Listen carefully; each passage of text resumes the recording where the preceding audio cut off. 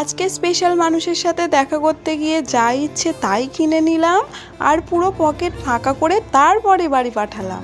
তাহলে দেখতে থাকো কার পকেট ফাঁকা করলাম। তো হ্যালো, আমি সোনালি, তোমরা সবাই কেমন আছো? তো আগের গেট রেডি ভিডিওতে তো তোমাদের বলেইছি যে আমি যাচ্ছি বহু বছর পর স্পেশাল মানুষের সাথে দেখা করতে, সবটাই তোমাদের আজকের ব্লগে দেখাবো।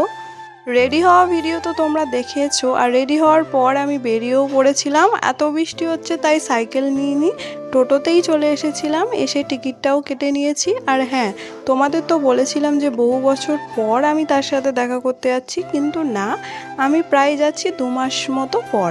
তোমরা যারা আমার সেকেন্ড ব্লগ দেখেছিলে তারা নিশ্চয়ই জানবে যে আমরা দেখা করেছিলাম, ওটাই আমাদের লাস্ট। যেহেতু একটু লং ডিস্টেন্স তাই আমরা কমই দেখা করি বলতে পারো, তাও আবার ওর এখন কাজের চাপও। যাই হোক, শিয়ালদাও চলে এসেছি আর উনিও চলে এসেছেন প্রায় 2.5 ঘন্টা অতিক্রম করে।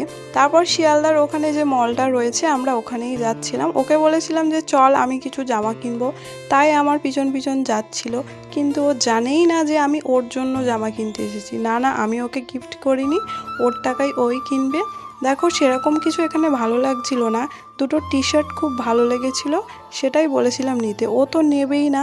আমি জোর করেই ওকে বলেছি, তাই নিয়ে নিয়েছি। দেখো, এই টি শার্ট আর আগের যে ব্রাউনটা দেখলে ওটাই বেশ ভালো লাগছিল। টি শার্টগুলো ওই একটা 399 আর মনে হয় একটা 299 নিয়েছিল, যাই হোক অতটাও মনে নেই।